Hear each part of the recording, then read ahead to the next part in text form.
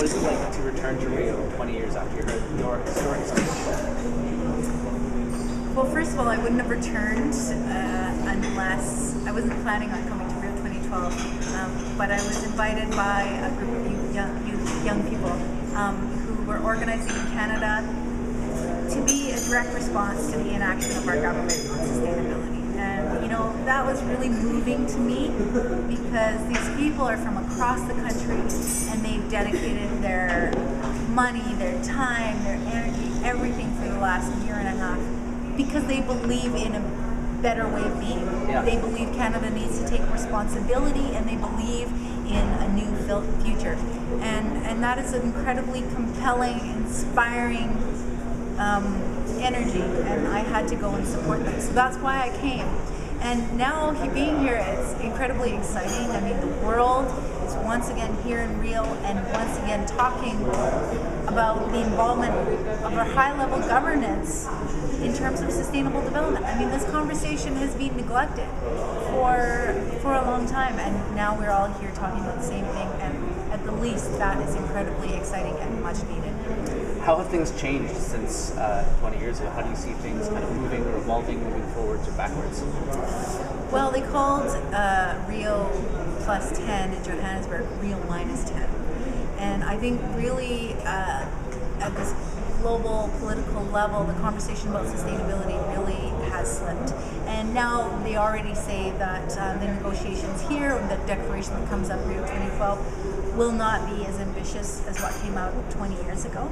And you can see it. I mean, the will for politicians to put their money where their mouth is and make commitments and be real leaders when it comes to sustainable development is just not here. It's just not here. I look to my own country of Canada, and it is shameful. It is absolutely shameful to see where we're at now and our complete denial of things like needing progress on climate change, real progress, our obstructionism with negotiations. I mean, it's very, very sobering. That said, there is a lot of inspiration here, and that inspiration lies with the people and specifically within the youth movement. I mean, it has grown, it has expanded, and it has grabbed onto the incredible democratized tools of information sharing, communication, access to the internet. I mean, it's just, these tools are very, very important, and that's a huge difference for 20 years ago. What are your hopes and fears about the process that you're seeing today?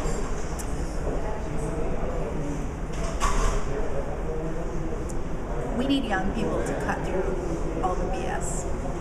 Sorry, but it's true. I mean, at these meetings, of course, there's a tendency to get into the weeds and to be discussing, clauses and, various language. And ultimately, we need to cut through that and say, listen, our future is at stake here. I mean, what are we talking about when we talk about sustainable development? We're talking about the opportunities for the next generation. We're talking about the opportunities for the current generations of young people who will live their entire adult lives in a world where climate change is a reality. I mean, this is what we're talking about. And if we don't have anyone to cut through all that, the declarations, the agreements between world leaders, they're not going to amount to action. What do you see as the role of technology in dealing with this crisis that we have? We got to use smart technology. I mean, we don't need technology I hate to say it, but a lot of energy in Japan is used for warmed toilet seats and various contraptions to wipe your bum. Do we really need that kind of technology? I mean, these are questions that I think the Japanese people are now asking, considering the nuclear crisis that they're in and, finally shutting down all their nuclear power plants. Are they going to use their technology intelligently? And this is what we have to do.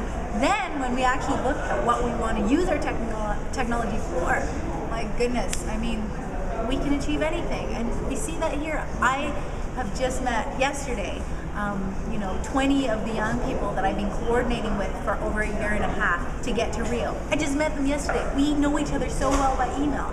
I mean, that is a huge, huge development for organizing. And, I really believe in the power of human innovation, the innovation of young people especially. And I believe that these tools really have facilitated changing the world. finally, what is your message to the world?